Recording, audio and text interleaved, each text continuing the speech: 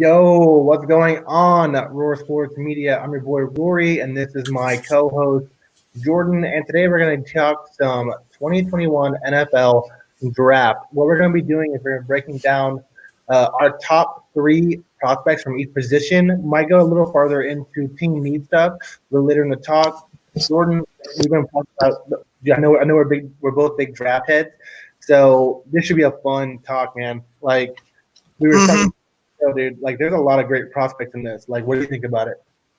Oh yeah, of course. And you know what? This is a very deep defensive class.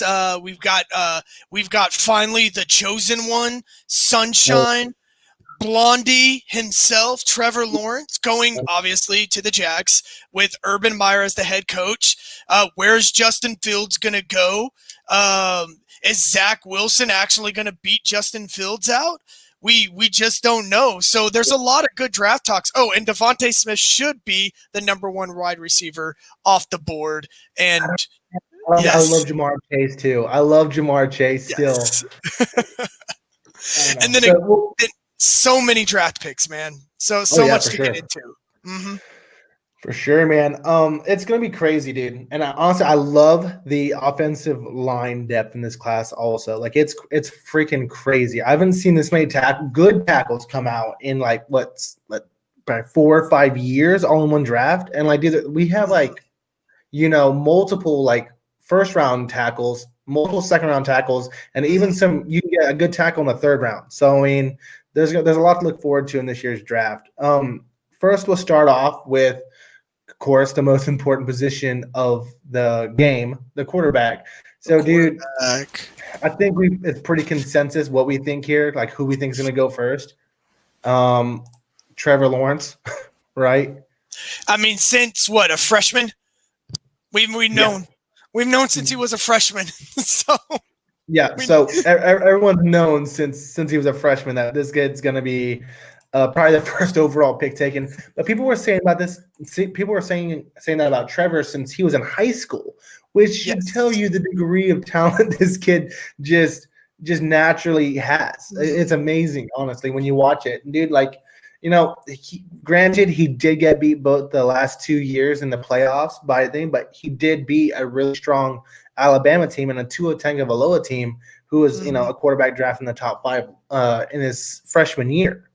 So, I think that what hurt Trevor in not getting those championships was the sheer amount of talent that was on that Clemson defensive line in the first game. I think that he was missing some of the balance. I think his teams were not nearly as not say prepared, but wasn't on the same level as that Ohio State team and that Alabama team whenever they faced. Yeah, I mean, it can happen when you go against people like Ryan Day, coaches like Ryan Day. When you go against, the greatest college coach we probably have ever seen. I don't think that's even arguable anymore. I think he is. We got Saban. I mean, you got to come play your best game. Dabo's got to come out, play his best game, have his team ready to go, and Clemson just wasn't ready. And that's this plain and simple. That wasn't on Trevor Lawrence. And when you're running around for your life, you're running games down, your wide receivers aren't getting open. No quarterback can do it on their own. So, for sure. Yeah. So I think we both know who our, Trevor Lawrence is number one. So, but number two is a more interesting position. Talk, dude. According to PFF, they have him. They have their number 2 overall quarterback as Zach Wilson out of BYU, and that's pretty crazy to me. Like when you think about number 2, it's not been Trevor, Justin Fields, Justin Fields by the consensus media. But for some reason, PFF, which I trust as a a grading organization, I like PFF a lot. They have him as their number 2 quarterback. And here's a draft profile that from what they're saying. Wilson possesses special arm talent and performed at an equally special level this past season. His lowest grade of the season still came at a 76.1, which the average PFF grade for just being average as a player is 50. So this guy played well above average. So, it's pretty, for them, it's kind of surprising that they have him at the position they do. Yeah, and the thing about what we're really going to notice about Zach Wilson is BYU. They're a good coach team. They are a solid team across the board. You're not going to find a more well-rounded team. You're just not going to find a very exciting team as when it goes to this number 1 draft pick wide receiver, the best in college, the best running back, the best offensive line. You're just going to find really good, solid players. So I really want to see, and maybe that's also another thing, is what can he do with a true number 1? What can he do with NFL-like talent around him? So that if he has all the stats, he has everything you see in a quarterback, why not take a chance at number 2? That's an argument, dude. Most of the quarterbacks that play in the NFL now didn't play at big schools, man. A lot of them played in lesser talented schools, but performed well above their thing. Like like Josh Allen played at North Dakota. Was he at North Dakota State? No, not North Dakota that's State. Carson Wilson. Sorry, that was Carson he played at Wyoming. Sorry, Carson Wentz too. Like they came from lesser known schools, and they performed, and like we see what they're capable of. Both are Carson Wentz, when they first came out, was damn near MVP level, and Josh Allen's playing at almost MVP level now. I guess Patrick Mahomes, Texas Tech. Exactly. They made you look for a quarterback that can make the team around them better, rather than going to a high like Ohio State or an Alabama or a Florida where you're just surrounded by talent, right? Correct.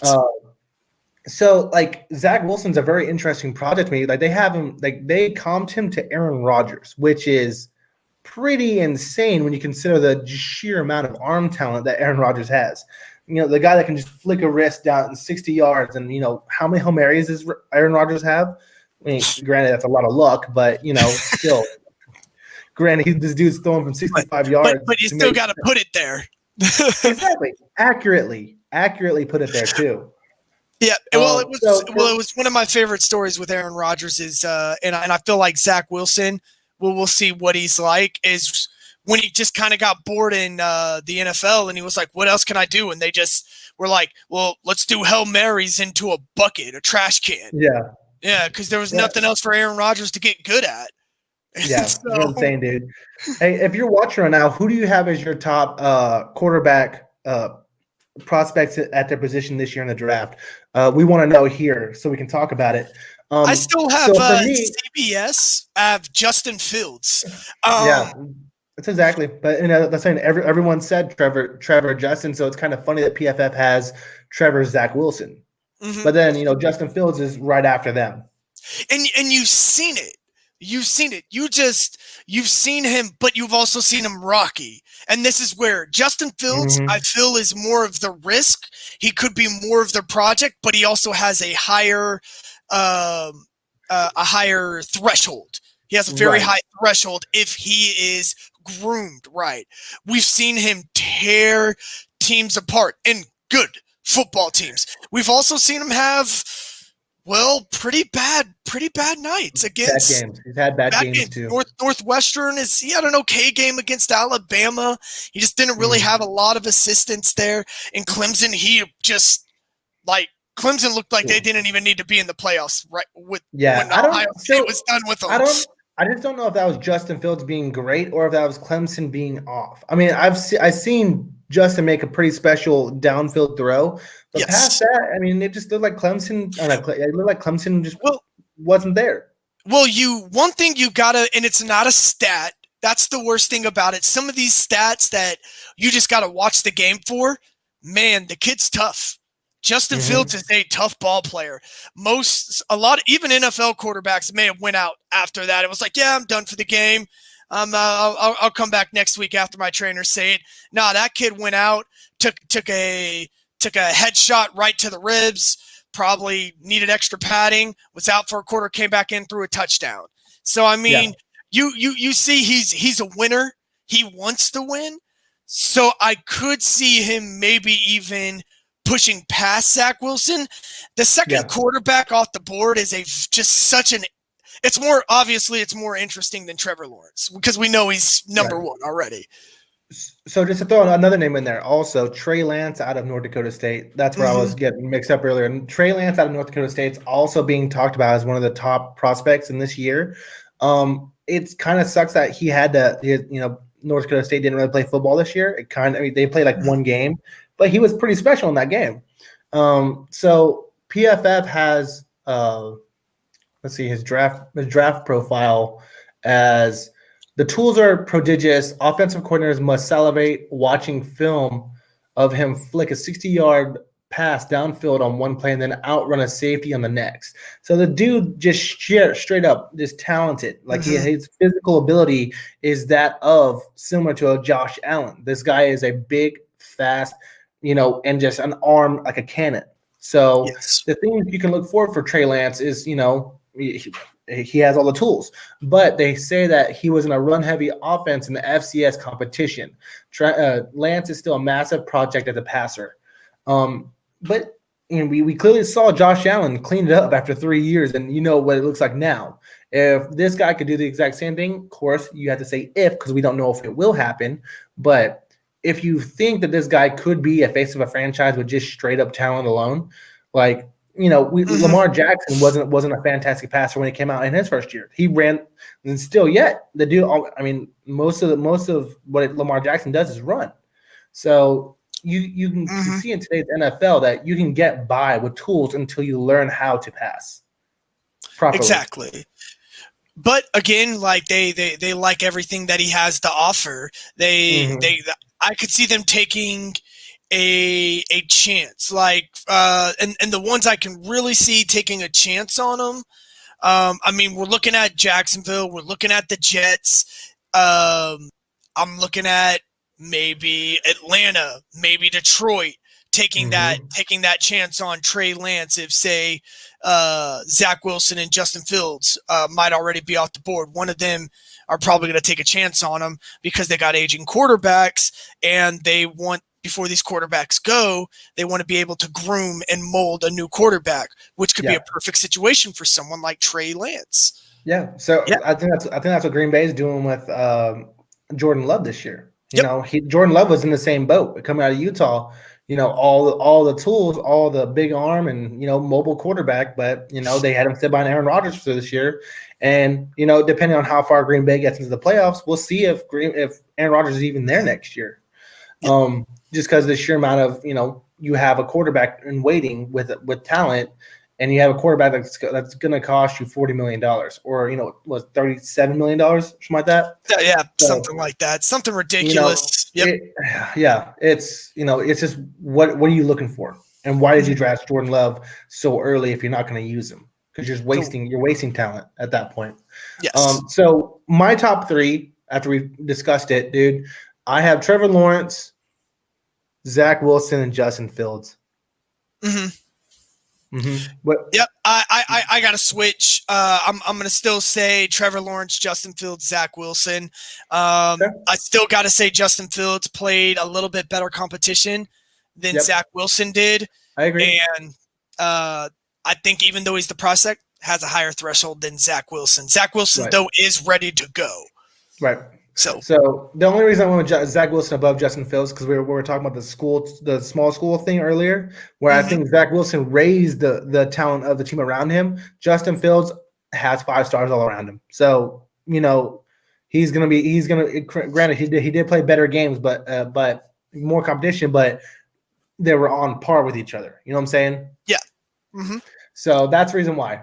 So I guess next, dude, we can go to running back. We can go to running backs. I mean, let's see here. Let's see. So, boop. Okay, so dang. I got Najee Harris for the CBS because I'm looking at the CBS prospects. They've got Travis Etienne. I've got Najee Harris above Travis Etienne. Etienne. I do not got Najee Harris above Travis Etienne. Travis Etienne is a phenomenal prospect, and he didn't get hurt this year, so which is really good. Etienne didn't have the best season on the ground, but reinvented himself as a vertical receiver. His 90.9 receiving grade and on 588 receiving yards led FBS and all receiving running backs, which is in the NFL. What do you need? You need a running back that can catch the ball as well. And we've seen with Travis Etienne over the past 4 seasons what he can do on the ground. The dude is a monster, and he's fast as hell. I think everyone's like a 4.39, 40. So that's a pretty good thing. But he's a big back too. He's not small. Yeah, I got that. Well, Najee Harris, I like him first because he is the bigger back. He is the stronger position. And the way these defenses are going, they're getting smaller. They're getting more technical. If he breaks through that front seven, I could just see him just destroying everybody and just going long. And of course, running backs like him aren't prominent. So I see him getting picked up in a later round by a team that's ready to go to the Super Bowl now. Yep. And they need somebody that can just later in the season have all the energy, be able to bruise a bunch of teams in the playoffs who are tired, who are exhausted, maybe a little injury like Jonathan Taylor. Yeah, exactly. So I could see him being very appealing to maybe later round teams that nothing's there for him, and they're like, well, let's pick up this guy right here. Or maybe even an early second round team. An early second round team. I think Miami would love him. Yeah, Miami could do that after they get Devontae Smith for Tua. Devontae Smith for Tua. They have another first round. If Travis Etienne's in their second round, dude, I don't know if I could turn up Travis Etienne in the second round. I really don't. Well, I still think it's the injury bug that might be an issue with Etienne, because that's the last thing you want is to get a running back that's already been injured. Yes, you can take a chance on him, but you basically, like, for example, even though Dalvin Cook is a complete monster, you lost a season with him. You lost an entire season with him, an entire season of growth. So that's something that you may want to always evaluate when you go into running backs. I feel like bigger running backs that have a good history of health are your better, more long-term running backs. So again, so with Etienne, I think that we've seen throughout his entire college career what he's capable of, and he's gonna have a smaller offseason because of the CBF playoffs. I don't know, man. I think that I don't know if I could pass him up. If I'm the Dolphins there in the second round, I don't know if I could pass up Travis Etienne. But I guess you're right. You don't want injuries, but injuries come with football, dude. You draft talent. Exactly. Right. Another one I'm looking at, and I just see him really low, but one I'm kind of surprised by. I just kind of want to take it here. Chuba Hubbard. Yep. Chuba Hubbard. A lot of people have him going in the fourth round. A lot of people were high on him being a better running back. Do you think, and I know I'm kind of getting off, I expected him to be higher in the draft because he was such a desirable running back. They were talking about him earlier in the season as one of the best, if not the best running back in college. Do you think him skipping out caused him to drop further? So there's 3 things with Chuba Hubbard that really hurt him was the fact that he caused such a huge stink with his head coach he basically put his coach on the hot seat, and he's showing a willingness to do that in the NFL. Dude, that's not a good look. And then so basically, from what I gather, is he was not a locker room disaster, but basically he was just kind of not. I don't want to say toxic. I don't want to put that label on him, but it was kind of like a headache, right? Yeah. It's like, dude, I'm having to do all this extra press because you're calling me out over something that's stupid, over something that's small. So with Chuba Hubbard, in all the mock drafts that I saw, he was always about third or fourth round, since about the middle of the season. Mm-hmm. All right, sounds good. Sounds good. Still, though, it was surprising. So I guess it's surprising for sure. Another one. I have Javonte Williams out of North Dakota State. Not North Dakota State. Why do I keep saying that? North Carolina. North Carolina. See, that's Javonte the other thing. Williams.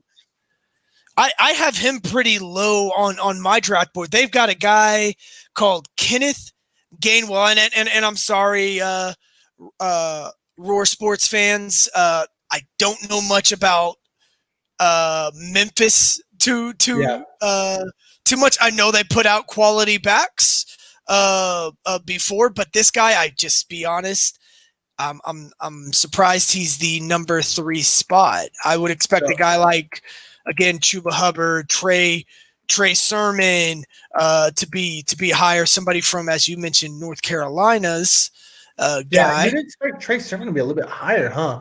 Like, yeah. In PFF, Gainwell's the 80th pick overall, and then so here's PFF's top 5: Travis Etienne at 1, Javonte Williams at 2, Najee Harris at 3, Michael Carter at 4, and then Kenneth Gainwell at 5. But then Trey Sermon's all the way at pick 96, like the 7th overall best running back, and then Chuba Hubbard's after him. Yep, that's kind of surprising. I've got Javonte Williams from North Carolina between both of those on CBS. Yeah. Give me a second, dude. Oh man. Yep. Yeah. So, dude, just go ahead and keep talking about the running backs, and then Najee Harris, dude. I'll be right back. Yep. Anyway, Najee Harris, again, I like him. He comes from a big school. He's played quite the competition that he needs to be at to play at a high level almost immediately. Again, as we said, ETN is just freaking insane. He can catch out of the backfield. As you see, that is the position you want. The next guy I've got is Ramondre Stevenson from Oklahoma. I've got him at number 4. Really? CBS seems to be going really different. And you know what? Maybe that just shows you maybe the draft class isn't as it's very indecisive with the running backs, and it's really pick and choose. I think there's a lot of talent in this year's draft, so it's just kind of like, what do you want, right? At this point, So you can get a good running back, but you could miss out on a really good tackle. You can get a running back at any point in the draft. So I mean, drafting high on running back is just not a fantastic choice ever. Yeah, really. So top 3, dude. Give me your top 3. Man, honestly, I'm gonna go Najee Harris, Travis Etienne, and I got to give it to Trey Sermon. Honestly, I'm surprised he's that low on any board. I'm really shocked by that, especially after he had the highest rushing record. He broke Zeke's, who had their highest, and then he just set it with 319 against Northwestern when Justin Fields was threw 96 yards and just frisbees. Hey, Stella. So yeah, dude. Sorry about that. Running back wise, my top 3 is Travis Etienne, Najee Harris, and then at that point it's kind of a crapshoot, dude. Javonte Williams is the highest grade at PFF, and I know Doc's gonna like that a lot, dude. They have him graded as a 94.3 and their best back graded in their grading system right now. So I mean, I don't understand why Trey Sermon isn't up there. I mean, I guess his grade all season long was apparently at 86.1. So apparently they're seeing something different than what we are. I don't know. I mean, that's just so shocking because Yeah, but dude, it's kind of like, they could be wrong also. They could be seeing something, or they could be, grading something that we're not seeing. Like maybe the holes he's running through are just that big where anyone could just do that. Whereas Javonte Williams has a lesser line, but is producing at a higher rate. right? Yes. So maybe they're seeing something that we're not. But dude, what you already told me your top three, right? Yep. Najee Harris, Travis Etienne, and then Trey Sermon. I got to go Trey Sermon. Yeah. Yeah. I think that you know, I don't understand why it wouldn't be that way. But dude, let's get off halfbacks, and you know what? We'll get into what the people really want to know, what they really want to talk about, and that's offensive tackles, Tight end? dude. Oh, offensive I thought you were going to say tight ends, bro. Tight end? Tight ends. No, dude. So I think this is probably for me, it's the second most position on the team. Just straight up. Yeah. I think the offensive tackle is the second, not best, second most valuable position on the team, dude. You live and die by your tackle. You live and die by the tackle. Creating runs and then protecting your quarterback, dude. If you can't run the ball, you can't throw the ball, you can't win a game. So, dude, I think it's pretty obvious who I have as my number one, and that's Penei Sewell. You've been talking about him since the beginning of the season. I know. Well, also, because Island Pride, baby. I want him on my Bengals, dude, so bad. And the thing is, he is a talented prospect at the age of 19. By the time the season starts, dude, he would have just turned 20, and he's already that good. It's amazing, dude. And it's not like he's not, he's playing the Pac-12, but he's gonna be playing, NFL type talent anyway. So this kid is so smooth. And you got to think about it. He's going to get thrown in immediately because if he gets picked up by Cincinnati, they're going to pay him big money. He's probably going to be your number 5, right? Fifth pick. What? Yeah, fifth pick. If he gets you're going to expect him to start immediately if he gets there. Of course. Yeah, he's going to start immediately, and it's going to be trial by fire. If he were to come to Cincinnati, we would move Jonah Williams over to right tackle and put this kid as our bookend left tackle for the rest of his career. He ain't leaving. No, of course. Oh yeah. No. Which honestly, not a bad setup. That could really fix your offensive line almost immediately, man. Fantastic. Jonah Williams he's a good player. You just got to my only concern with picking him that high is that, again, yes, he's there. You mentioned Pac-12. That's not necessarily the defenses. I would have loved to see him kind of play a stronger defense just to see, kind of see somebody on his level, just to see how he handles himself. Because, again, like you said, he's going to be a left tackle immediately, and he's going to be going against the likes of the Baltimore defense, the Pittsburgh Steelers defense. He's going to meet TJ Watt. He's going to meet Myles Garrett. He's going to get get baptized by these.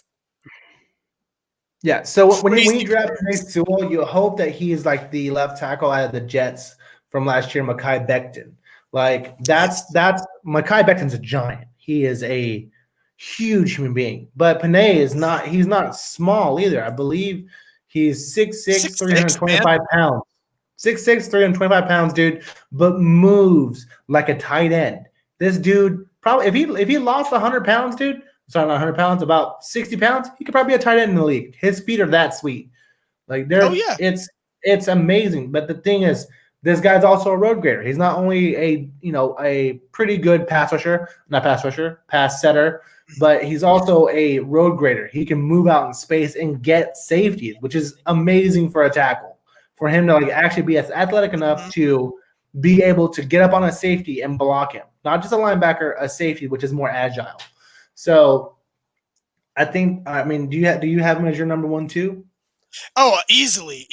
Yeah. I mean, even on CBS actually has him going second overall pick. Yeah, he's going to beat out. He's going to beat out other quarterbacks. The Jets are going to take him. Right. So, the thing about it is the Jets just drafting Mekhi Becton last year. Do you really want to go offensive line again in the first round again? That's my whole Not thing. not this You just deep. drafted a left tackle, huh? And then you also got to keep Saley's what his mind is. He wants to Mm-hmm. win with the defense. Right. You know, so he's going to go get himself a good offensive coordinator, a young hotshot offensive coordinator.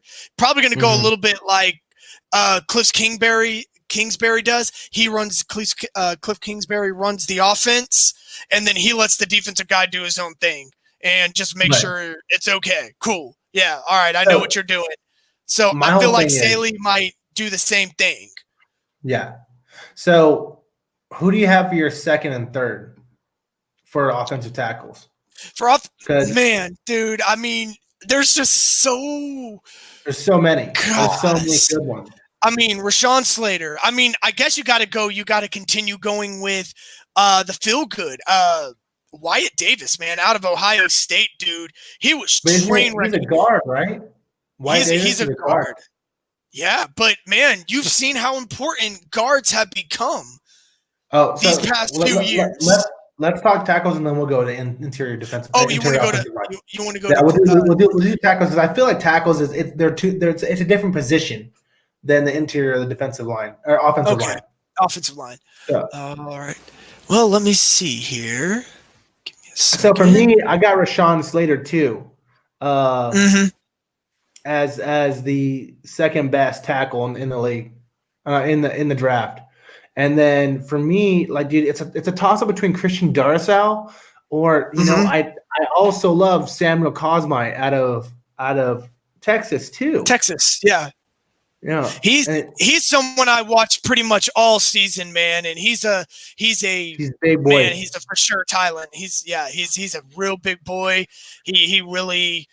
Man, just the only thing is you really got to see, again, it's kind of one of those things you really got to see what he does against talent. Yeah. Big 12 isn't necessarily the best defensive conference. Pass rushers. Who was the guard who's your guys' guard now that came out of Texas a few years ago? Connor Williams. Yeah. He was actually a tackle. He was a tackle at Texas. He was a tackle at Texas. Honestly, he was the only starting offensive lineman left out of the original first round. It was Joe Looney, Zach Martin, Collins. He's been decent, right? He's been average to above average. I think he's been above average. Again, you got to think about it. He played tackle his entire life, and then he got moved to guard. He apparently is the heir apparent for Tyron Smith. That is because it's hard to replace somebody like Tyron Smith with another. But I'm not gonna lie. If I'm the Cowboys, dude, I'm taking Rashawn Slater at 10 if he's there. Gosh, I just don't know about that. I just think, as you say, how deep the offensive line is. How deep tackles are. Dude, are you sure it's that deep, dude? The reason why he has lost games this year is because of your offensive line. Oh, well, plain and simple. And defense, yeah. But that's the other thing. What are we going to prioritize? Offensive line again? Are we going to do defense? Because we haven't. So what you guys could do, I'm sorry, we're a little bit of a tangent. The Cowboys at 10, you guys could take the cornerback Surtain and then wait until the second draft and getting a Alex Leatherwood or a Ali Vera Tucker, out of USC. So, you guys have positions, but for me, my number 2 tackle is Rashawn Slater. Rashawn Slater, yeah. I have to agree. I mean, Northwestern. Excuse me. I swallowed. Yeah, of course. You swallow a piece of pepper and feels like you're dying, y'all. Now where was I? Northwestern was a good football team this year. They were a really solid football team. It definitely wasn't their offensive line that was their struggle. It was definitely the quarterback play, if anything. So yeah, man, Rashawn Slater definitely, and again, he's going against talent. He is just going against straight talent. from the Big Ten. A lot of good defensive players come out of the Big Ten. So yeah, man, can't really complain with that. So I got like you say, Sewell, Slater, and I got Cosme. I think Cosme's a little low on the tackle, but the thing is the way CBS has it for me and the way I'm looking at it, I'm just looking at all offensive linemen. Mm-hmm. And it just says OL. So some of these guys, I can't lie, guys, I haven't looked at, and I just see O-line. So I might just just go off the dome. So I might need to go over to. I'm so excited about how many tackles are dude. They have 1, 2, 3, 4, 5, 6, 7. Sorry. So they have 6 tackles in the first round talent. That's amazing, dude. That's so good to hear. Because the Bengals could, if they wanted to at 5, if Penei Sewells are not forced to pick into another offensive lineman too high, they could go a different route. They could get a Patrick Surtain, or they could go get a Kwity Paye, something like that. So I mean, that's such a decent thing to hear. For me, Penei Sewell, Slater, and then Cosme or Darrisaw as my top 3. Cosme and Darrisaw are kind of one threat to throw out. So, dude, I think we got that. So let's go to interior defensive offensive line, and we'll do centers and guards all in one. Okay, sounds good to me. Let me get over there here real quick. All right. So for me, like you're saying, dude, I think Wyatt Davis is pretty much one of the top interior offensive linemen in this class, dude. Davis hasn't quite been as consistent in 2020 as it was in 19, but his talent is obviously there. He's allowed 4 sacks and hits combined over the past 2 seasons. Not the best thing you want to hear, but not bad. There's something to work with there. Yep, exactly, man. I mean that's how I see it. I see Wyatt Davis can play, and also what's good about him is he's got the size to play any position. So wherever you need to plug him in as a rookie, if somebody goes down, you can rotate him. He's got the talent. He can do it all. Maybe not snap the ball, but I'm sure he's probably snapped the ball before. Most offensive linemen have. They've definitely tried their fair share at center, but you could definitely move him to tackle. You can keep him at guard. He's a big boy. He's good. He's dominant on the line. He's went through a lot of talent, and yeah, I've got him as the number 1 guard going first. Yep. Yeah. So I think that a number 2 for my interior offensive line would. So PFF has Landon Dickerson, which I do like also, but a redshirt senior, this guy's old. He's pretty damn old. Redshirt senior, bro. The guy's like 25 years old. So I think that I like Creed Humphrey a little bit better than Landon Dickerson. His play this year wasn't as good as last year. No, it was. It was actually better than last year. My bad. But he improved a little bit as a center. So for me, I've liked Creed Humphrey for the past 3 years, and I think that for center wise, he's probably my pick for number 1 center. And then for a guard, we already talked about it. My number 1 guard is Wyatt Davis. Yep. Yeah, man, I agree. Landon Dickerson. The best thing about it is that Landon Dickerson, since he is older, he doesn't have to develop so much as an offensive lineman. He's probably as strong as he's going to need to be. Again, he went up against the best of the best in college when it comes to SEC defense. Yeah. I mean, come on. You're not going to get a more battle-hardened center. And as you can see, you're going to need a center in the NFL. So I like him. I like him a lot. Coming out of Alabama, he definitely made Mac Jones look well, don't get me started on Mac Jones. Look, I'll say it. Made Mac Jones look a lot better than he is. And that's because of that good offensive line that Alabama always brings to the table. Those Bama boys. Yep. I agree. So for my number 2 guard, dude, I think I'm going to go with Ben Cleveland out of Georgia. Big guy, all there, not great pass, not great overall. I think that's actually where it's pretty where the draft is actually kind of low is on the interior of the offensive line. There's just not like a whole, there's good prospects, but not great prospects, right? You're going to get a whole bunch of above average. Like there's no one in here that's grading in the 90s besides Landon Dickerson and Wyatt Davis, right? And they have them at 33 and 59 overall in their rankings here on PFF. And then the rest all go around the third round, which is normal. Yeah, I got one guy, Trey Smith, out of Tennessee. Tennessee senior. He's very similar to Wyatt Davis, ranking wise. I'm actually on ESPN right now, rank board, and then just the drop after that is Elijah Vera Tucker out of USC. It looks like he can play a little bit of guard too. He drops down to like an 83. I've got nobody over a 90 on the grade by ESPN right now for the guards. So it looks like it's a pretty weak draft class. Now, here's the thing, what I've got to look at with guards. You got to see how important it is, especially when people are trying to get more Aaron Donald like. Yeah. It's faster to go straight to the quarterback than around with spin moves and slaps to get to the quarterback. So if you get more Aaron Donalds in the league, more people built like him, closer to his talent. Obviously, as we've mentioned last video, Aaron Donald is a generational talent. We may never see someone like him until our kids are there, our age.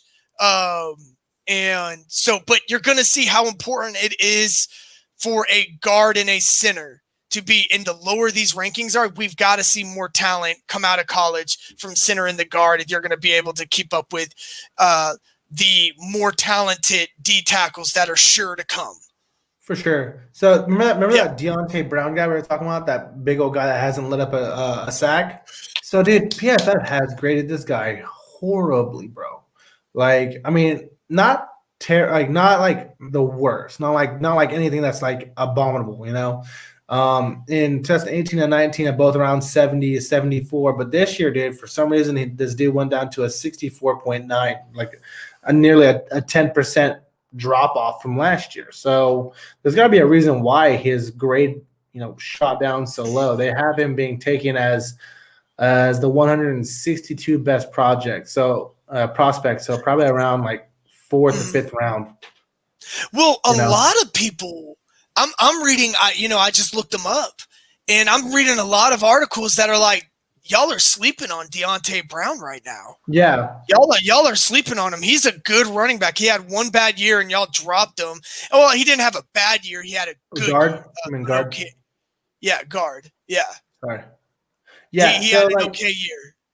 Yeah. So, I mean, we'll see. I mean, maybe he was injured. Who knows? But PFF has a really weird way of grading sometimes that you just don't understand. I mean, I trust it, but like, damn, dude, like it hasn't allowed a sack in the SEC. That's pretty amazing. So maybe the dude let up a lot of pressures. Who knows? We'll see. I don't know. Maybe he got pushed around, but was such a big body he didn't let a tackle through. Who knows? So I think we're good on the interior of the offensive line, dude. Let's go to a more. Are we going to the WRs? Are we going to the WRs? Let's go to wide receivers. So do we want to time who we think the first one off the board is? Who I think is going to be the number 3 pick of the draft? Yeah. Who? 3, 2, 1. Devontae Smith. It's coming, y'all. The Heisman winner. He has played with Tua Tagovailoa. Like, I don't see Deshaun Watson going to Miami. I just don't see them doing that. I don't think they're going to give both their first-round draft picks and probably a future first-round draft pick for Deshaun Watson. So they got to give Tua Tagovailoa a weapon. Sorry, Devontae Parker, you're a great number 2, but you're not a healthy number 2. You're not a number 1. You need Devontae Smith. Smith, we've all seen what he's done. How can you ignore his talent in Miami, who really, honestly, if they had a true number 1 wide receiver, probably would have made it to the playoffs this year? Mm-hmm. It's fair. Yeah. That's true. So I see that. Mhm. So Devontae Smith, right? Dude, it's so weird, dude. They have Devontae Smith as the third best receiver graded, but he's also a senior this year, so who knows? They have Jamar Chase, Jalen Waddle, and then Devonta Smith. I mean, okay, so if we look at the beginning of the year, the talk of the town was Jalen Waddle and Jamar Chase. That was it. And then Jalen Waddle went down. Jamar Chase had 9 million quarterbacks throwing to him. And then Devontae Smith just went off. Yeah. Just literally said, Smith, I'm the best wide receiver. So, but the thing is, Jamar Chase was that guy for LSU last year, dude, and he's only 19 years old. Think about that, bro. Jamar Chase did at 19 what Devonta Smith took 4 years to do. Right? That's the only thing. And it's not like he was playing against scrubs, dude. Half of the people he played against, like Trayvon Diggs and AJ Terrell, were some of the best cornerbacks on their own teams in the NFL. So it's not like this guy isn't like proven, right? Chase was doing. So here's the actual profile. Chase was doing what Devonta Smith was doing this year when he was 19 years old, and he was doing it against guys like AJ Terrell and Trayvon Diggs, who are currently the best starters at their respective teams. His 24 deep catches this year is still the most we've seen in a single season. And the only reason Devonta Smith is he's really good. But a lot of what I saw, dude, was Steve Sarkisian, who was an NFL coordinator, just directly scheming Devonta Smith open, right? Like in the national championship game, how many times did we see Devonta Smith on a linebacker? Or for some reason, Ohio State just not covering him. Like how? We're gonna give the slow linebacker on the Heisman Trophy winner. Right. Not a great game plan, not a fantastic look. No, not at all. So for me, I love Devonta Smith, but I like Jamar Chase better. He's younger. Right. And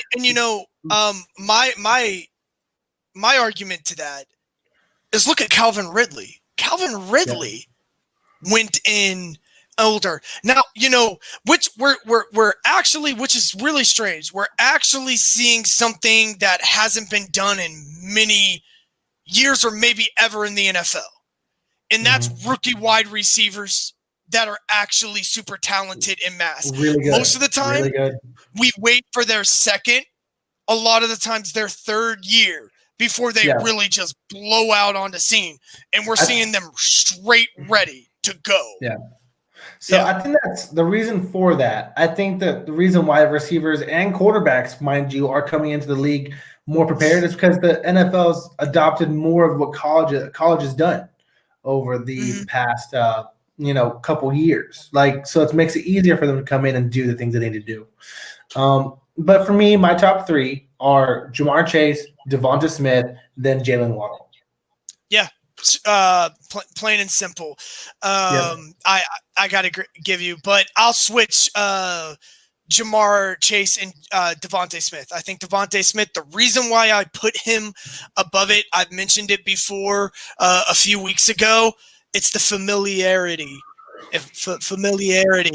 of Tua with Devonta Smith. You want to get somebody he's used to throwing to, and I think that's why he probably goes first off the board, even though, as you mentioned, Jamar Chase is young, doing what Devonta Smith did this year, last year. You just had for the Heisman winner, you had Joe Burrow. You weren't going to beat Joe Burrow. Like Joe.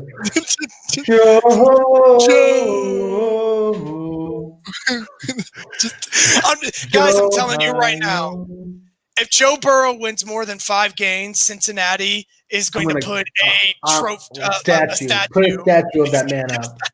Just rename their field after Joe Burrow. Burrow Field. So, let's just do the offense today, dude, and we'll come back into the defense because if we do that, we're going to be on for like 3 hours. You got time, bro? I got Monday off, man. Bro, I'm ready. I have to get ready to move. By the way, I'm leaving Korea tomorrow, going back to the States. Woohoo! So Jet uh lag. for sure, dude, I am gonna be cranky. So wide receivers, let's cover our last position, which I haven't heard whole lot about, dude. Let's go from wide receivers to the big wide receivers, the tight ends. And well, kind of like every year, there's not a whole lot. If you can There's get one, you can get one. And best of luck to you. the search for a Gronkowski and frankly, a guy Travis Kelce.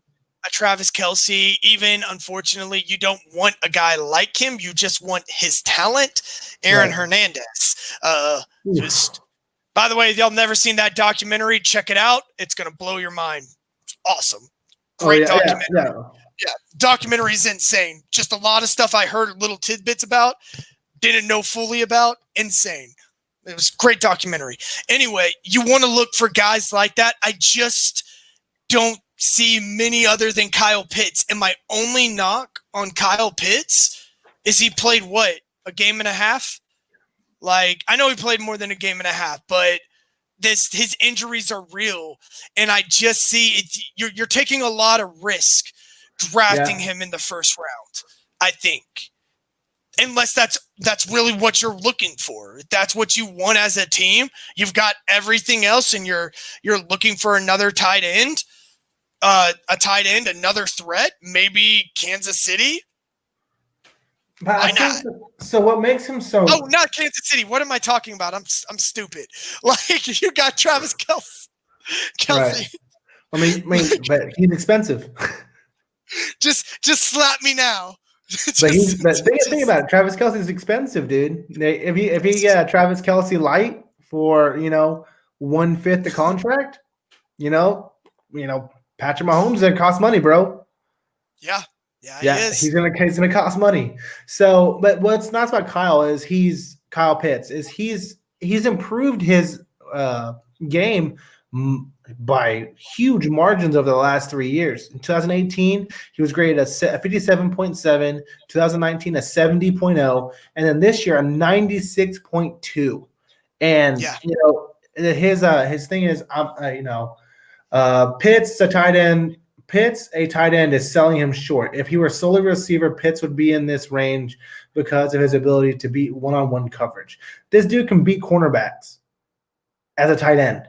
Like, he beat their coverage skills. That's amazing. He's 6'6", 240 pounds, and I think that he's well worth the top 10 pick for me. But past that, the tight end position, man, falls off pretty hard. Kyle Pitts runs a 4.7, dude. And I'm sure that's a 4.7 in pads because he's so big. So I don't think the pads change his speed at all because there's 40 speed and then there's game speed. He looks a lot faster than 4.7. Yes. Yeah, yes. He's beating cornerbacks that run 4.4, 4.5. So that tells me that his quick twitch ability and his game speed are on a different level than what just him going out and getting in his underwear and running a 40. So I think the next closest tight end is Pat Furmouth out of Penn State. That's a name and a half, dude. But I mean, like, Penn State was really, were bad this year. They were bad. Very not good. He had 23 receptions, 310 yards, and 1 touchdown. That's not what you're looking for in the NFL these days. Honestly, I think I like Jeremy Ruckert out of Ohio State better, man. He looked like his hands were a lot better, dude. That one hand catch in the game, dude. Yeah. In the championship game, amazing. Yeah. Like, he was blowing my mind, and they don't even have him high at all. Yeah, man. I have him as a 77th pick, so like somewhere in the second round, third round, maybe. No, second round. Yeah. So Jeremy Ruckert, dude, somewhere in the second round. He's a junior, so he's pretty young. I think he's the second best not wide receiver, tight end. So I mean, so they have Fairmouth was the focal point of the Penn State offense in his 4 games this season. What does that tell me? They were terrible. Gosh, I don't. Man, what's the focal point? Just look. Okay, for example, Charlie Kohler from Iowa State. I'd pick him over that guy easily. You know why? Ready for this? 44 receptions, 591 yards. Ready for it? 7 touchdowns. And Iowa State makes great tight ends. That is tight ends. They make right there. It's Jeremy just surprising. And exactly. And he's 6'6", 257. And he can probably block a lot better. And probably block a lot. Because obviously Penn State, they won 1 game? They weren't blocking in Penn State. Like they didn't believe in it. They didn't believe in blocking. So yeah, dude. So I think for my top 3, like, you know, what was Iowa State guy's name? What was his name again? Charlie Kohler. He's number 4. He's right below Bevan Jordan out of Miami. Let me look at him real quick. I see Bevan Jordan, dude. So I don't see this Kohler guy in PFF's top tight ends. Oh, I got him on ESPN, number 4, as very similar to Bevan Jordan. 38 receptions, 576, 7 touchdowns. He's bigger than Bevan Jordan. Yeah, so that's weird, man, because I got Charlie Kohler at number 4. And number 4 out of his out of the position group. Yeah. Okay. 75 grade, not great, but I guess good for tight ends. And then the next guy is like a 69 Noah Gray, and then Bevan Jordan. I just don't know what people see out of Pat Freiermuth. They got him at like an 89. Like, what's his? What do they like about him? What does PFF say? Fairmouth isn't a dynamic field stretcher, but he should dominate the middle of the field with his size and ball skills. He was a focal point of the Penn State offense in his 4 games this season, recording 23 catches on 39 targets and 310 yards. That does not sound fantastic. So he missed 16 balls, but he was dominant in the middle of the field. Guys, look at me when I say that. Dominant on the field, middle of the field, but missed 16 passes. Yeah. So it was just does the quarterback suck? Just All right, dude. So I think we're good on offense, dude. Let's do some quick let's do a top 5 team needs draft real fast. Is that cool? Okay, cool. Yeah, that's fine by me. Next time we'll do 6 through 10. All right, perfect. All right, dude. So first off, I think everyone knows who Jacksonville's going with. They need a quarterback. The best quarterback we've seen in ages comes out, and they hire Urban Meyer to come coach for them. You can go ahead and say it, Jordan. Trevor Lawrence. Oh my God! Ooh, breaking news! Breaking news! We're breaking news on this channel, y'all.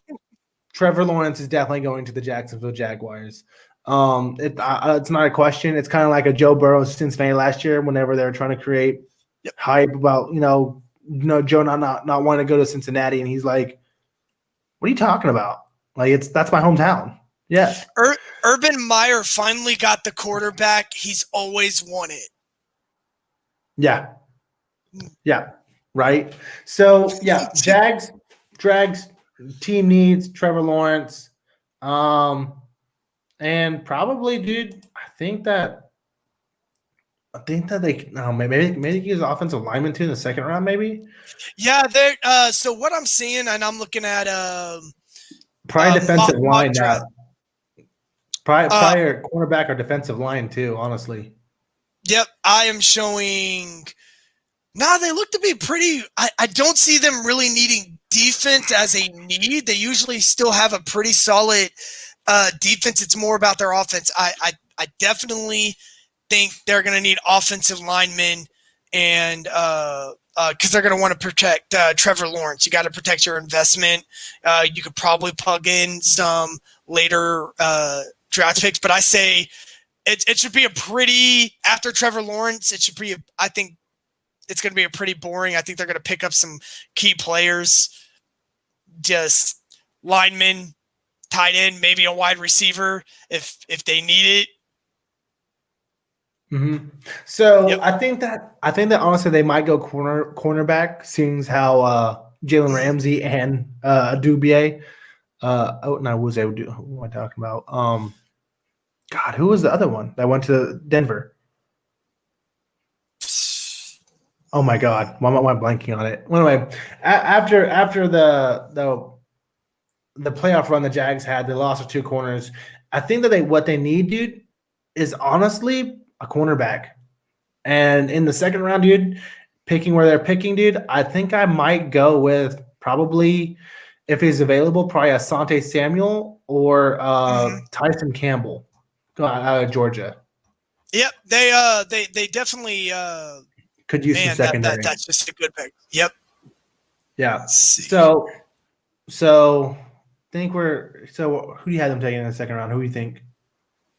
I mean, I agree. I actually see them probably taking a tight end. Not a tight end. My apologies. An offensive lineman. They've actually got the 25th pick from what I'm seeing. Yeah. Let me see here. Yeah, let me see. I think they've got a draft pick. Let me double check here. Oh, Rams. Oh, for Jalen Ramsey. Yeah. So they actually got the chance to get a better cornerback. Ooh. So yeah, that actually changes. Now that they're not going to the second round, I could actually see them going to get the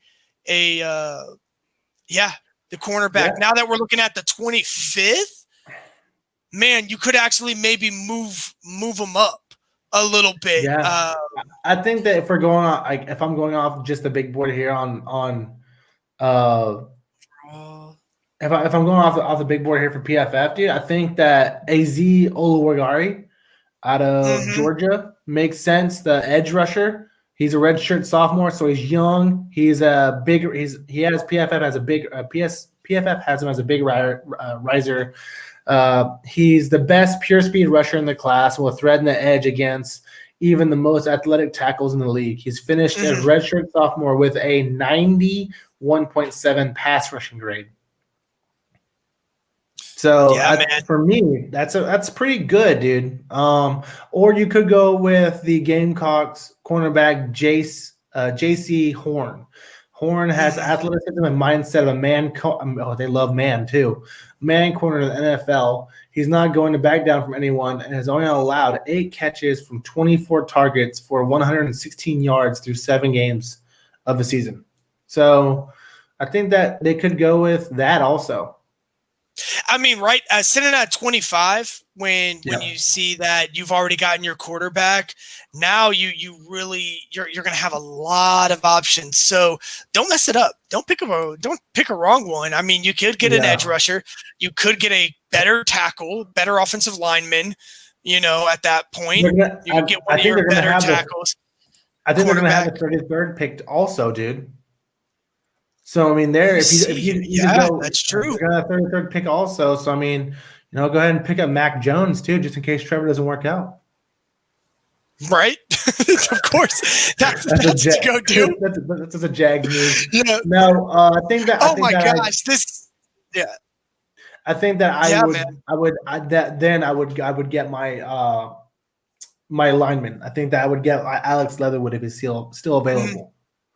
So I think that's where he's going to be around that area, the high twos. So I think that's what I would do. The high twos. All right. Dude, I agree. I actually don't disagree with that actually at all. Yep. But that's a good try. So, I mean, right now the Jags could really change their team with their draft picks right now. So they could get a lot of key So positions. the Jets actually have two picks too, 2 and 23 and 34. So 23. they have 3 picks in the first 2 rounds. So I think that if I'm the Jets, now is I think that I'm sticking with Sam Darnold. I'm sticking with Sam Darnold too. I'm trading back. I would try to more trade draft back. picks. So right now we're going to stay where we're at because we honestly don't know. They want to, but I don't see a trade partner just yet. I don't see anyone going up to 2 for what they want. So I think that at 2, if I'm picking, I think that I'm going to go with probably.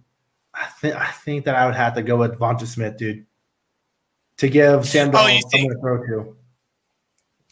Mm-hmm. That's what I think, or Jamar Chase, either one of those. Which who do you want?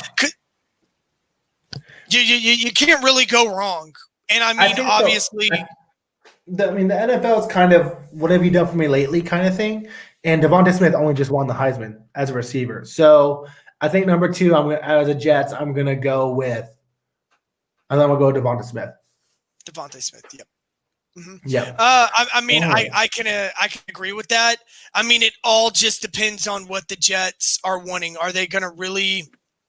Is Jamar Chase being, as you mentioned before, so young, youthful? Wait, Shaylath is there, right? Ooh, Shaley. Yep. Yeah. Or Shayla for Shaley. Yeah. Is Minka Parsons going back to the NFL? Yeah, he's going to the NFL, right? Yeah, he's going to the NFL.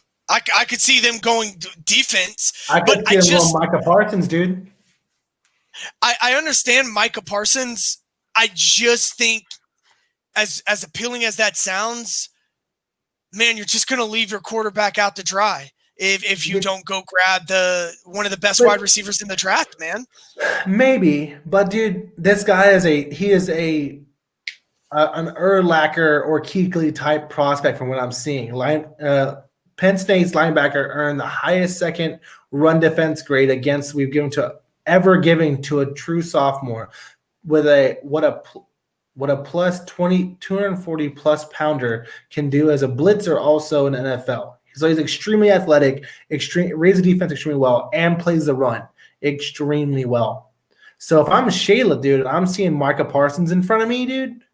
I don't know if I can turn it down, especially whenever I have 2 picks two picks in the first round, which at 23 I could still get, let me see, for wide receiver, I could still get a Rashad Bateman or a Chris Olave or even a Kadarius Toney. There's wide receivers to be had, but finding a linebacker that can do that, dude, you're not going to find that later in the draft. Yeah. I mean, I was just looking at the Jets to see what their linebackers look like right now, and I mean, they're good, but Micah Parsons might be the second best player coming off the board, man. Well, I think Penei Sewell is the second best player on the board. It's just they just drafted Mekhi Becton also. So are you going to move Becton out of left tackle because Penei Sewell is also a left tackle?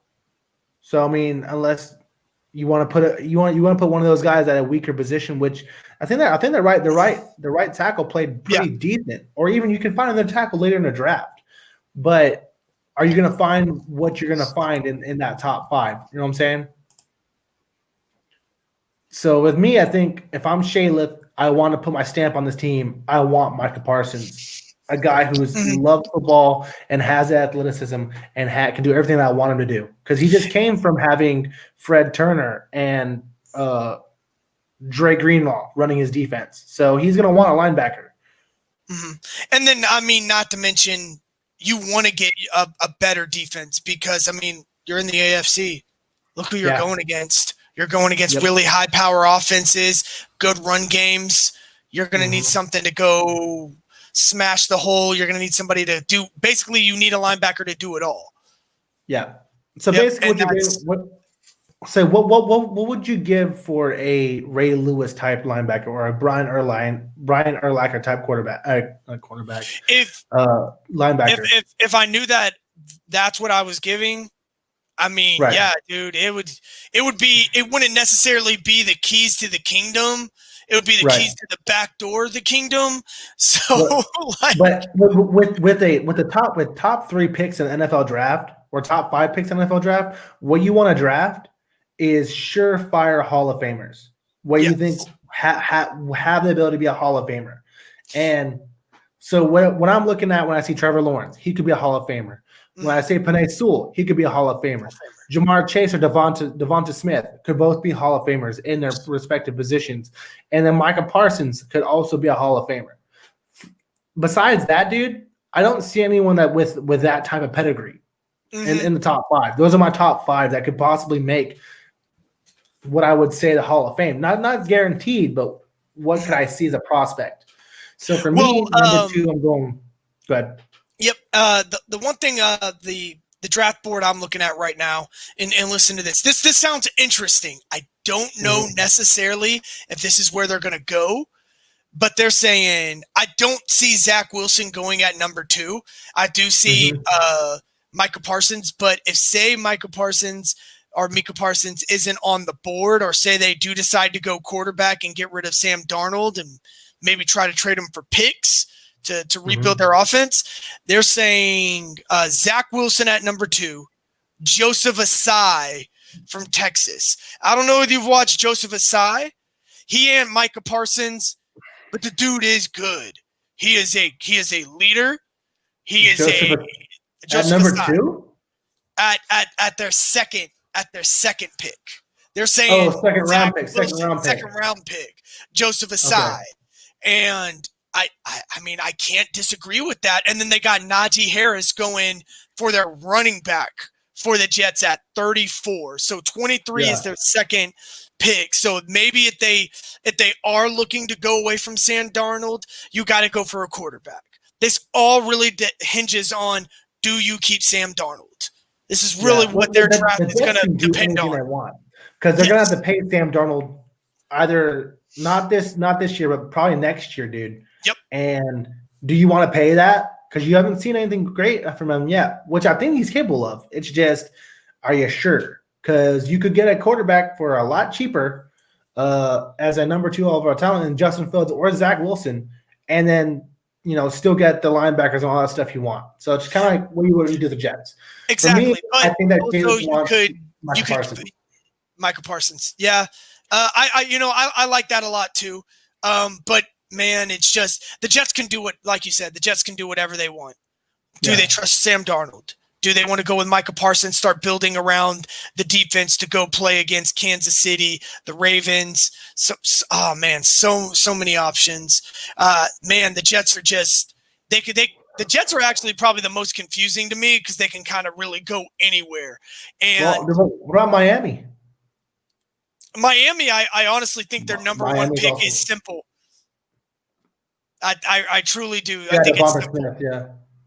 I think it's Devontae Smith, or as you said, if Jamar Chase is there, if they like him better. I think this really hinges on the combine with those two. Which one is better? Is it Jamar Chase? Is he that's really what we're going to watch on the combine. Which of those 2 wide receivers are better? The combine's going to be interesting for sure. Exactly, because I think that dictates for Miami. Do they take a younger Jamar Chase? Do they take the familiar with Tua, Devontae Smith, the Heisman winner? And he's a Heisman. So there's really 2 options for me. I'll still say Devontae Smith. I think you're saying Jamar Chase, right? For Miami? For Miami's first pick. No, I think you have a point with Tua already having that clout with Devonta Smith. He's also a Heisman, so that's great for branding. And you reunite the Alabama boys. So I mean, I think that you're right. I think Miami will probably go with Devonta Smith. So I think they don't have any second, first round picks. So I think with our second pick, man, honestly, they can go anywhere they want. Honestly, they could probably go with Lyman again Mm-hmm. to protect Tua. So I mean, if he's Well, there, probably a Ali Vera Tucker. I think. Yeah, you really have to consider Tua's health because that injury, we don't know what it's going to do long game. We don't know what type of hit's going to go. So you really got to build around Tua. Yep. I mean, if you don't, yeah, man, you just really got to focus on that. I could even see, as much as we say receiver, even for the first round, maybe they go get Sewell. Yeah. Yeah. Wait. What are you talking about? Did I say his name wrong? No, you're right. Sewell. So are you talking about Miami getting Sewell? Miami getting Sewell. At 3? At 3, yeah. Okay. But who and who are you talking about for the second round? For the second round, I mean, that's when you would want to go after your next best wide receiver. And not the second round, the 18th pick. Because you would have the 18th pick in the the first round. So I mean, again, you're still looking at guys like maybe the counterpart, Alave, Terrence Marshall. I guess this guy. I have a very high pick for Elijah Moore out of Ole Miss. He had a really high, but he's a speedster. He's a devil. You may want a bigger wide receiver than that. Rashad Bateman from Minnesota. He's a 6'2", 213 pound. He's a good wide receiver. So maybe you go lineman and then you go wide receiver with your 18th pick.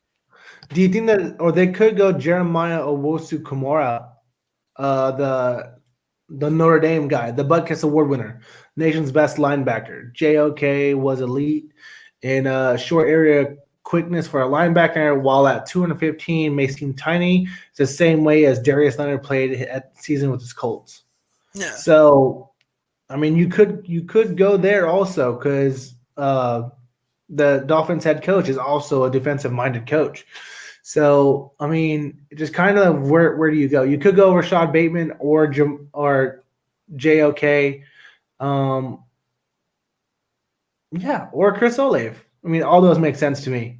Yeah. I mean, man, see, this is what makes this draft, I think, a lot more interesting than the others. The others, the past few years seemed really kind of, we know what's going to go off the board. But these teams, they can go so many directions. These first 3 teams, it's insane.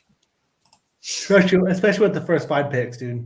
There's so many different ways, except for Cincinnati. Cincinnati, if it's not Sewell, it's Sewell or bust. If you don't, you go with a wide receiver to replace AJ Green, because it's just a top 5, dude. No other choice there makes sense. Yeah, that's true. So for Miami, I got them taking Devonta Smith at 3, and then JOK at 18, the linebacker. Yeah, I'm gonna have to say I actually like Miami maybe taking. I got to go with Devonta Smith. I think they're definitely going to go, and then I think with the 18th pick, they will pick up a offensive lineman to protect Tua. I think they go pretty safe after that. Offensive lineman wise, give me a second. I think that if he's still there, I think that Christian Barmore too, out of Alabama, the interior defensive lineman. Jesus. Or I think a Christian Darrisaw, if he's still there, makes sense too, out of Virginia Tech. Yeah, and there's honestly at 18, he may very well still be there. He's a big boy. Yeah, he's an offensive tackle. He's exactly what you want. A very close grade to Sewell. A very close grade. So trade down to get Pitts. Sewell or Chase, or trade down to get Pitts. Yeah. Yeah, I think so too. So I think let's go to Alabama. Let us So not Alabama. That's Alabama. Sorry, Atlanta. Well, this is So your let's go next to- interesting one right here. Yeah. So what do the Falcons do? You know. Oh my gosh, yeah, because I think now it's I Do you think don't think it's between Justin Fields and Zach Wilson, man. It's who do you think is the better quarterback? How long do you think Matt Ryan's gonna go? So Sewell or Chase or trade down for Pitts. They're gone. So man. So Miami.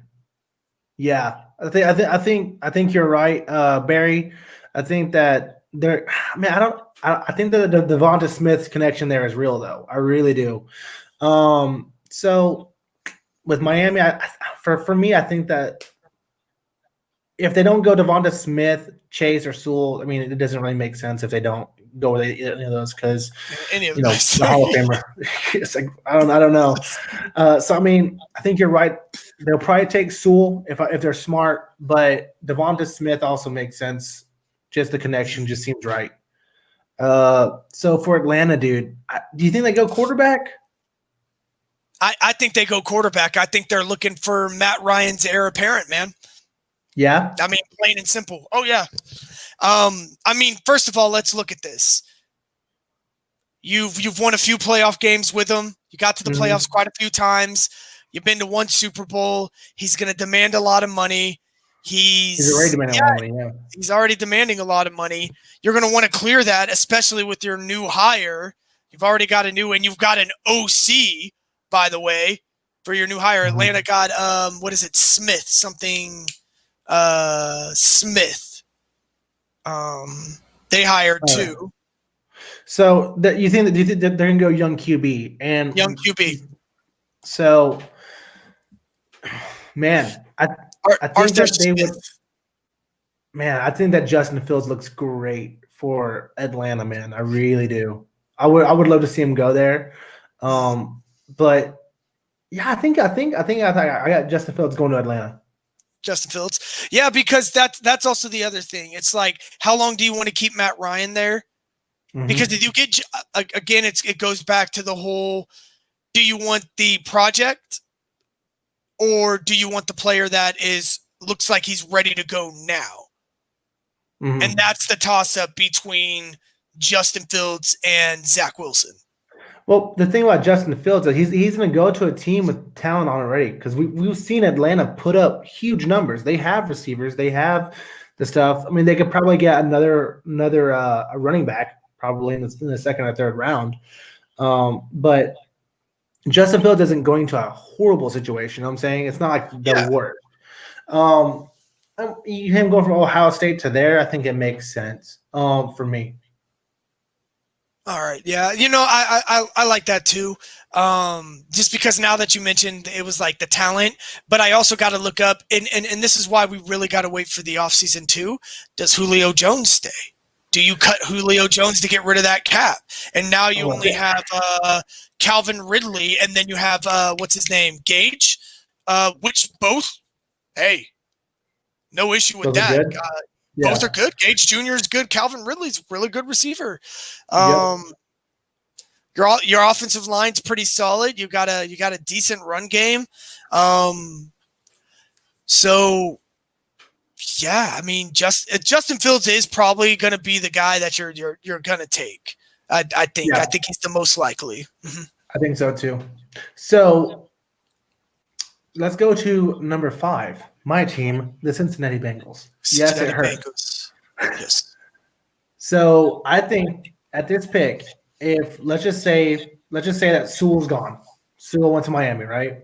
Right. And the Bengals are stuck at 5. Like we said, we're not doing trades right now just because we don't know. If we're stuck at 5, the only possible way we could go, I think, is probably Jamar Chase. I don't think at any other position in the top 10 makes sense for us, because I don't see us reaching for a Christian Darrisaw or a Rashawn Slater or a Kwity Paye. Although I think that those are good players, I don't think that they're on the same lever. What's up, Barry? Hode. So I think so. I think that we go with Jamar Chase in this situation. Like I said, Sewell's going to Miami. The only way I see us going is either Devonta Smith or Jamar Chase, and I want to give Joe Burrow someone he's thrown to and who I think is a better talent, just overall size, physicality, and youth. So I'm gonna go with Jamar Chase at 5 for the Bengals. Who do you got, dude? I again can't really disagree. If we're avoiding Sewell, you got to go with the wide receiver. You're going to give somebody Joe Burrow has worked with, he's familiar with. That's what you want to do if you can't get your number one guy. I know the idea is to get Sewell. But yeah, Jamar Chase, I mean, how can you say no to that? Because yeah, it's just plain and simple. And then plus when you look how high Cincinnati is, and then you look at the tackles that are available, it's not like you can't get what's their next pick? It's 38. Okay, so Cosme's there. Maybe even Jenkins. There's gonna be tackles available if Sewell is not there. Yes, like we said, and let's just say that we do. So Burrow Chase connection would be Burrow Chase connection would be fantastic. So I think that if you watch any Bengals football, we know that AJ Green is not the AJ Green of old, which I love him. I love AJ Green. I mean, if he wants to stay for less money, I'm all for it. But it has to be, a third or fourth string contract, right? Third or fourth wide receiver contract. But I think the future, if we're looking at it from a want to win perspective, you go with Jamar Chase, Higgins, Tyler Boyd, and Jamar Chase, dude. How do you stop that? And then you have decent tight ends, not great, in Uzama and Sample, good. So really, what you can do for the rest of the draft is focus on offensive line, or just straight up AJ chasing the gold jacket. He's gone. I mean, I agree. I want him to, honestly. I want him to go to a more winning situation that's not rebuilding. I want to see AJ Green go to a Green Bay or to a even a 49ers with a good quarterback. I would love to see AJ down there also. So I think with 5, I'm taking Jamar Chase, dude. Mm-hmm. He goes to Green Bay. Yeah, I mean that's a good opinion. I mean, Green Bay does need somebody other than Devontae Adams, the number 1 best wide receiver in the NFL. My personal opinion. But I could see them going. I hope he goes to Green Bay too. I think I would love to see that. Even with, I like Jordan Love too. Even hopefully Aaron Rodgers is still there. I would love to see him retire out of there being a Packer. But even if he does, let's say, because I have a theory that he might go to the 49ers this offseason, maybe I'd like to see AJ go down there too, because this sheer just amount of talent on that team also. But even if let's just say Aaron Rodgers is in Green Bay, I'd love to see AJ there, or Jordan Love, just someone that could help grow Jordan Love. Dude. But I think that's the top 5 picks, man. Did you have any insight on Cincinnati at 5 or no? No, man. I mean, I agree. And actually, now that you mention it and you look at the depth, and it's just, I really got to ask, what is your opinion really that Sewell is this all-world talent? Or do you actually skip over him?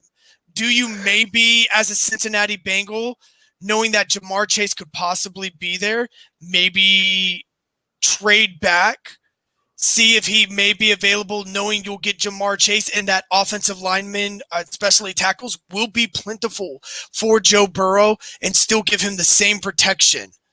Right. Well, what do you think about that? So with Penei Sewell, dude, this is the same conversation we were having with Micah Parsons, dude. Do you pass up on what could be your next Anthony Munoz or a Jonathan Ogden? Could you do that? Because this guy has that kind of talent. As a freshman, he was just amazingly graded, and everyone was like, "Dude, this kid he's special."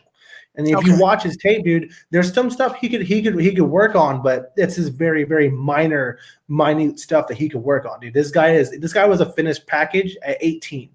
So him coming in and starting the season at just turning 20, and you have him for the rest of his career, dude. It's, for me, Penei Sewell. If he's not there at 5, you go with Jamar Chase. Yeah. So you don't pass up. So Barry said, no, Sewell is projected to be a savage. Bengals would be set for the next 10 years with him. I agree, dude, for sure. Yeah. So like I said, if Sewell's not there, Jamar Chase all the way. But if Penei Sewell is there, dude, I'm running my ballot up there. I'm taking him, dude. Like, dude, I would probably cry. Honestly, I would probably cry if we got Penei Sewell because then you have 2 bookend tackles, which, the Bengals haven't had since like what, 2005, 2006 ish. Man, no, you can't all skip the way him. back with Carson Palmer and Yeah, dude. When Anderson and man, I think that man, who was our other tackle? Why is it going over my head right now? Barry. Who's with the Rams right now? I don't know why I just had a brain fart on him. Dude. So yes, you give Joe Burrow all the protection in the world. Yeah, Joe Burrow can make a free agent receiver look good too, which there are a lot of good free agent receivers. So yeah, I think you go with Penei Sewell, dude. Whitworth, right? Sorry, dude. oh, okay. Yeah, Andrew Whitworth and then Anderson, dude. They were our bookend tackles for a couple years, and they're fantastic together. So yeah, dude. I think with that 5th pick, you either go with Penei Sewell or Jamar Chase if they're there, and if not, then you probably go with Devontae Smith, which is that's my 3rd. That's my if it's not there, depending both of them depending are on gone. how it comes out. Mm-hmm. Which, who knows, man? People might trade up to the 2nd and 3rd pick and take quarterbacks. So Cincinnati might have their pick of the litter. Hey man, I've got a theory that if you can't get Dak signed, Cowboys are coming for a quarterback. Yeah, they're going to come for Zach Wilson, Justin Fields. They're going to come grab a quarterback, and then yeah, trust me. And they're going to. I could just see it. They can't sign Dak Prescott. They're just going to have to let him walk, and then they're going to have to go get because this is the draft class to go get a quarterback right now. There's a lot. If you're going to let your quarterback walk, not sign your old veteran quarterback, this is the time to go get one.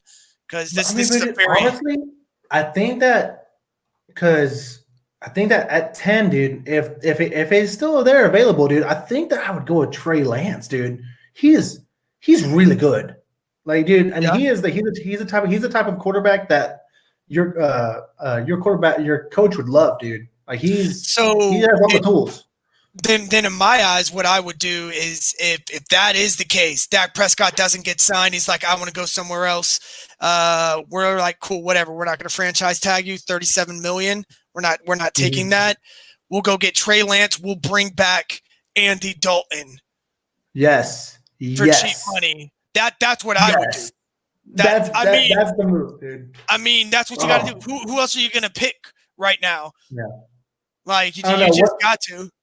What do you think? What do you think, Barry? Do you think that the Cowboys should sign Dak again, or try and do the draft process? That's going to be one of the hottest topics this offseason, like it was last year. Does Dak Prescott sign this way overpriced contract? Yeah, dude. Cause I don't think that he's a $40 million a year quarterback just yet, because you're still, dude. The salary cap's going down this year because of all the ratings and the seats and the stadiums. Pretty much, COVID killed any chance of the salary cap raising. It's only going to go down from here. So yeah, I think that's it, dude. Did you want? Yeah, dude. Because I got to go pack and stuff like that. By the way, Barry. Yeah. So they burned the bridges with Dak. I think so too. Honestly, he might come back as their QB, but I think that the more logical, if I'm the GM for the Cowboys, I'm Jerry. Let's say I'm Jerry Jones right now. I say, you know what, Dak, I appreciate your time here, but dude, we were losing with you. We got to get cheaper. We got to re-sign people. We got to go in free agency. Yep. So you're a great face. You're a great guy. You're a great leader, but you're too much right now. I think I signed Andy Dalton for a year or two at about 30 million to 35 million over the next 2 years. Let Trey Lance learn at that 10 pick, and then if you feel good about it after the end of the first year, stick him on in. If not, let Dak play the next 2 years, and you know what? He'll win you some games, and then he'll do whatever. Pretty much. Like I said, Andy Dalton's not a bad quarterback. Andy Dalton's not a bad quarterback with the team around him. It's fair. Yep. All right, dude. Well, I appreciate you talking, bro. Next time we talk, I'll be back in the States. By the way, Barry, we're watching this from South Korea. He's in Texas. So, obviously. Right. So, who else wears cowboy gear? I think that's our draft talk for now, dude. That's scheduled for next week. Barry, anyone who's watching now in the future, please like, subscribe, all that stuff. And we appreciate you talking, dude. This makes it a lot easier whenever we have people interacting with us and giving us topics to talk about. We appreciate you. Houday, thanks for watching the Roar. Jordan, you want to say something about it, dude? Everybody, thanks for watching. Like, subscribe. Thanks for watching Roar Sports Media. We need y'all.